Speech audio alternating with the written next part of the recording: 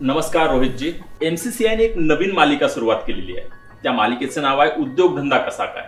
याचा उद्देशच असा आहे की आपल्यासारख्या लघुमध्यम उद्योजकांना, इतर जे आमचे श्रोते आहेत त्या लघुमध्यम उद्योजकांना किंवा त्यांना उद्योजक व्हायचंय त्यांना आपला हा प्रवास उलगडावा त्यांच्या समोर, जेणेकरून त्यांनाही यातनं काही प्रेरणा मिळेल, त्यांनाही वाटेल की मी सुद्धा हे असं काहीतरी करू शकतो.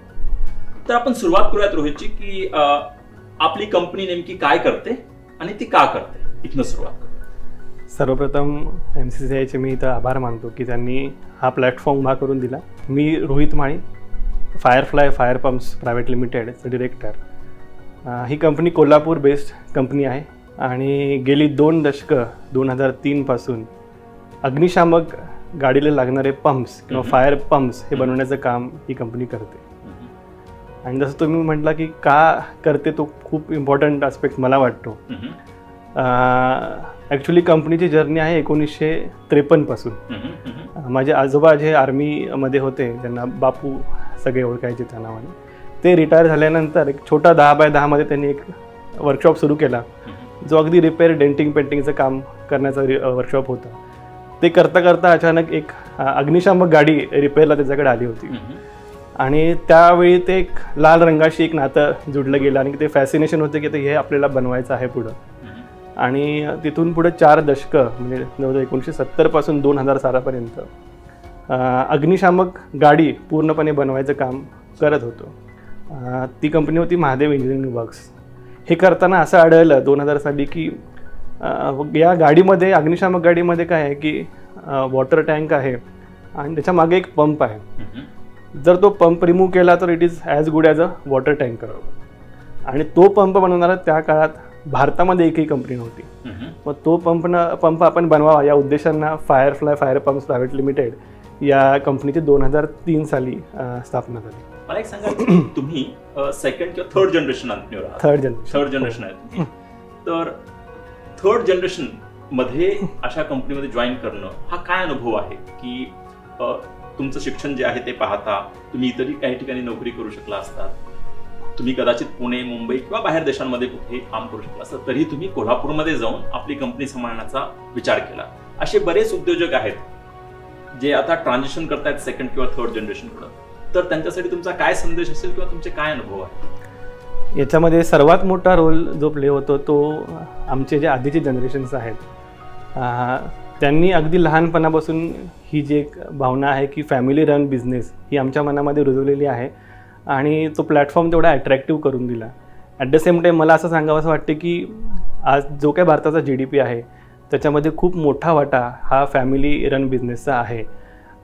त्यामुळं जे नवीन पिढी आहे त्यांना मी नक्कीच आवाहन करतो की त्यांनी आपलं इथलं जे आपल्या वडिलांनी असेल, काकांनी असेल, आजोबांनी असेल सुरू केलेला जो बिझनेस आहे तो रन करावा, रादर दॅन एका परदेशामध्ये जाऊन एखादी चांगली नोकरी करावी. रोहितजी, मी हे समजू शकतो की तुम्ही स्वतः एक थर्ड जनरेशन आहात बिझनेसमध्ये, त्यामुळे तुम्हाला त्यातही काय चांगलं हे दिसतंय आणि हेच तुम्ही इतरांना सांगताय. ही आपली जी सध्या कंपनी आहे त्या कंपनीचं टर्नओव्हर साधारणतः काय आहे? गेल्या वर्षी 40 करोडचा टर्नओव्हर आम्ही क्रॉस केला. अच्छा, छान. आपण 5 करोड ते 50 करोड जी टर्नओव्हर कंपनी असते तिला स्मॉल साईज कंपनी असं म्हणतो MSME मध्ये. तर तशा प्रकारची ही कंपनी आहे. आणि या कंपनीचा जो टर्नओव्हर आहे 40 कोटींचा, त्यामध्ये कुठल्या प्रकारचा एक्सपोर्ट आहे काय? हो. सो 2003 साली कंपनी स्थापन झाली आणि त्यावेळेला इंडियामध्ये जो पंप बनवला गेला त्याला जागतिक यश 2006 साली आलं खऱ्या रूपानं, की जेव्हा तैवान या देशातून आम्हाला पहिली ऑर्डर मिळाली. आणि त्या ठिकाणी आमचं कॉम्पिटिशन होतं की युरोपियन आणि जे अमेरिकन ब्रँड्स आहेत आणि त्यांचा एंड युजर जो होता तैवानमध्ये तो आर्मी होता. तर त्याच्या अगेन्स्ट इंडियन पंपाची हाय क्वालिटी स्टँडर्ड्स होते आणि तिथे एखादं इंडियन प्रोडक्ट प्रूव्ह करून दाखवण्याचं चॅलेंज होतं. आणि ते जेव्हा सक्सेस झालं त्याच्यानंतर तो कॉन्फिडन्स वाढला आणि मग 1-2 करत आता फायरफ्लाय जवळपास 50पेक्षा जास्त देशांमध्ये आपले प्रोडक्ट्स एक्सपोर्ट करते. तर तो पहिला जो अनुभव होता तो कसा होता, म्हणजे किती अवघड गेलं पहिली निर्यात करणं किंवा पहिला एक्सपोर्ट करणं? 2006 सालची जर तुम्ही विचारलं तर अगदीच एवढा सगळा प्लॅटफॉर्म अवेलेबल नव्हता in terms of social media. आता तर ChatGPT पण आले, यू कॅन इझिली सर्च की कसा एक्सपोर्ट करावा, you will get the SOPs. बरोबर आहे. सो त्यावेळेला काहीच नसताना इव्हन आम्हाला त्या क्लायंटने सुद्धा हेल्प केली. So they came to India, आमचा प्लॅन बघितला, त्यांना प्रोडक्ट आवडला. सो म्हणजे तुम्ही पहिल्यांदा तो क्लायंट कसा शोधला? तुम्ही तिथं गेलात तैवानमध्ये की कुठल्या एक्सपो मध्ये, की फोन कॉल केला की ईमेल टाकला, कसा शोधला पहिला? सो पहिलं काम हेच केलं, कंपनी झाल्यानंतर कंपनीची वेबसाईट केली होती आणि त्या वेबसाईटचा SEO होत होतं ग्लोबल, आणि त्यातून आम्हाला ती एन्क्वायरी कॅटर झाली आणि मग फोन झाले, मेल झाले, व्हिजिट झाले. हे इंटरेस्टिंग बाब आहे ना की एखादा उद्योग सुरुवात केल्यानंतर पहिल्या 3-4 वर्षातच हा नवीन उद्योग सुरुवात केल्यानंतर निर्यात करतो. आणि ती निर्यात कशी होते? स्वतःच्या वेबसाईटवरती त्यांनी एक वेबसाईट तयार केली आणि ती वेबसाईट जेव्हा बाहेरचे लोक पाहतात तेव्हा त्यातनं एक एन्क्वायरी जनरेट होते. त्यामुळं इन्फॉर्मेशन टेक्नॉलॉजी तर महत्वाची आहेच उद्योगात, पण किमान एक वेबसाईट असणं किती महत्वाचं आहे हेच अधोरेखित होतं यातनं.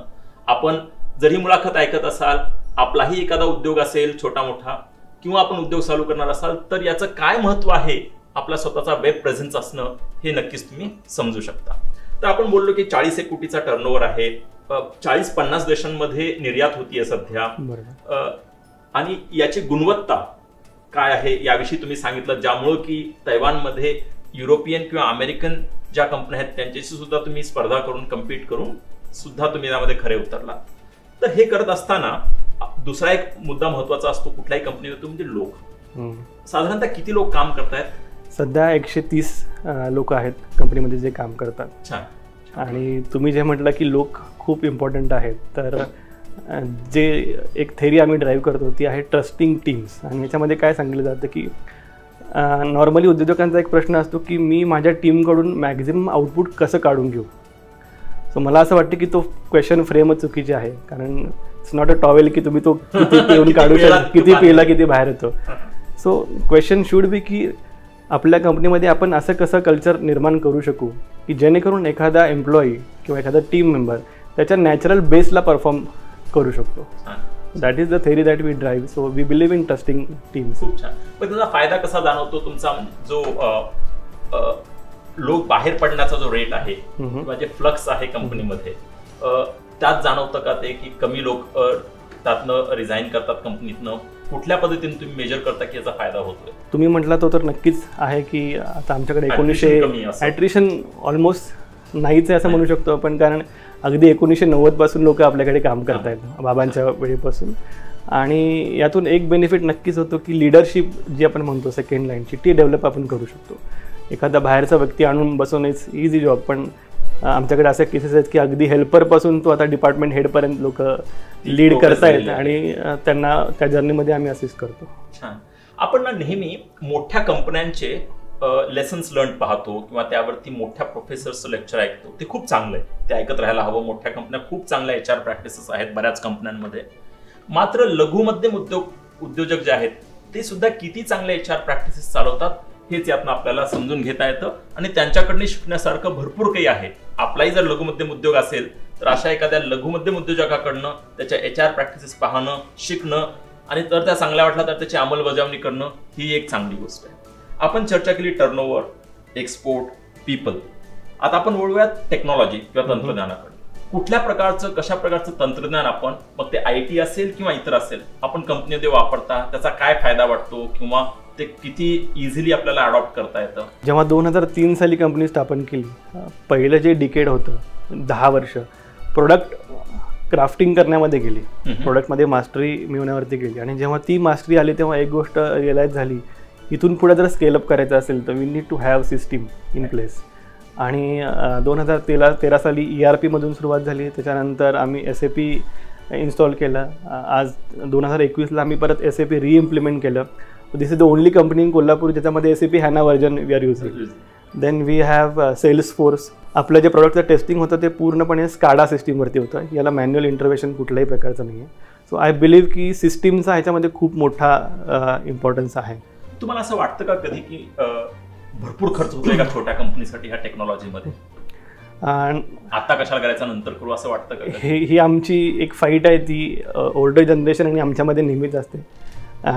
कंटेस्ट ऑफ थॉट्स, आणि तो असणं गरजेचं आहे. सो माझं असं बिलीव्ह आहे की जर वडील आणि त्यांचा मुलगा किंवा भाऊ दोन यांची जर विचारसरणी सेम असेल तर ग्रोथ थांबते, पाणी थांबतं. सो आम्ही 6 जण आहोत, 3 जुन्या जनरेशनचे आणि 3 आम्ही आणि आम्ही प्रत्येक मीटिंगमध्ये आमचे हे थॉट्स असेच प्रकारे होतात आणि कन्व्हिन्सिंग करणं हे थोडंसं डिफिकल्ट होतं, पण जेव्हा रिझल्ट दिसायला सुरू होते, अगदी छोटं एक्झाम्पल तुम्हाला सांगतो, जेव्हा कोविडचा टाईम आला त्याच्या जस्ट बिफोर काही महिन्यांपूर्वी आम्ही सेल्सफोर्स इन्स्टॉल केलं होतं आणि कंपनीमध्ये कोणीच येऊ शकत नव्हतं.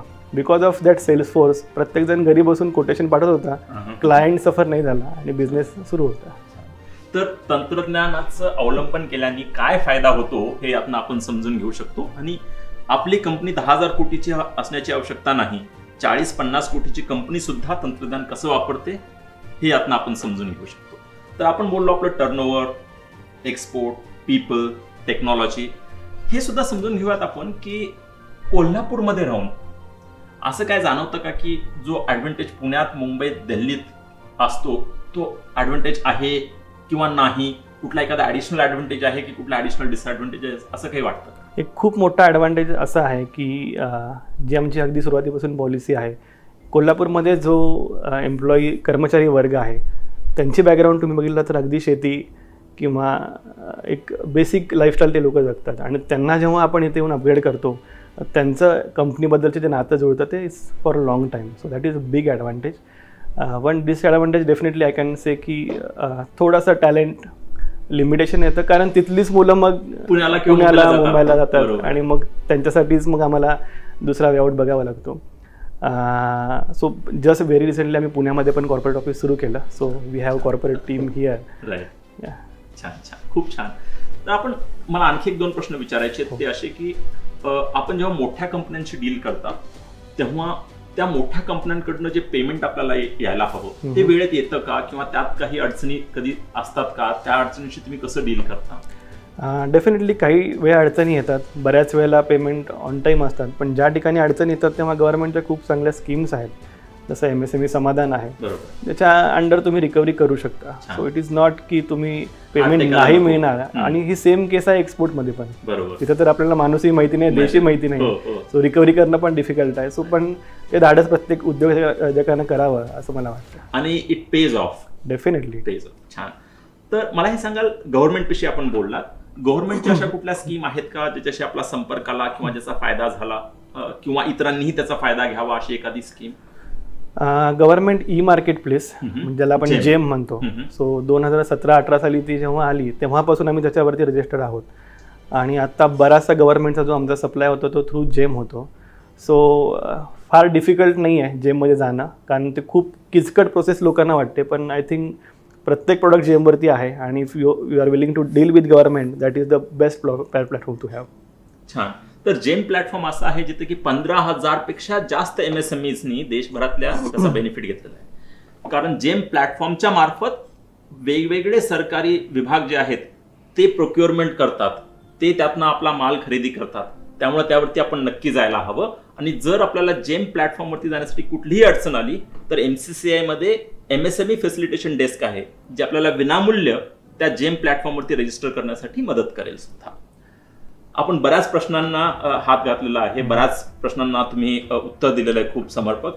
मला एक शेवटचा प्रश्न विचारायचा तो असा की एक मराठी उद्योजक म्हणून, कारण ही सर्व चर्चाच आहे लघु मध्यम उद्योजक जे मराठी उद्योजक आहेत, जे महाराष्ट्रीयन आहेत, जे महाराष्ट्रात आहेत त्यांच्यासाठी, तर तुमचा काय सल्ला असेल एखाद्या मराठी मुलाला किंवा मुलीला उद्योग सुरू करण्याविषयी, किंवा नोकरी व्हर्सेस उद्योग हा विषय असेल, किंवा उद्योग निरंतर करावा काय मोठ्या अडचणी येतात, काय चांगले बेनिफिट असतात, याविषयी आपण जर काही भाष्य केलं तर? नेहमी आपण ऐकतो की बिझनेस गुजराती किंवा मारवाडी लोकांनी करावा, पण मला आवर्जून सांगावं वाटतं प्रेक्षकांना की अशा बरेचसे मराठी लोक आहेत जो हा बिझनेस करतायत.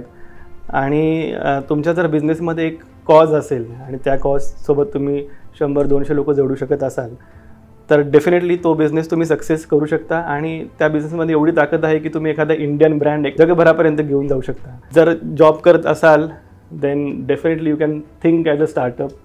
आणि आता लिमिटेशन नाही आहे, पूर्वी जसं होतं की अगदी हार्डकोर मेकॅनिकल हवं आहे background. So you can start with any of your arts for a business. That's very encouraging.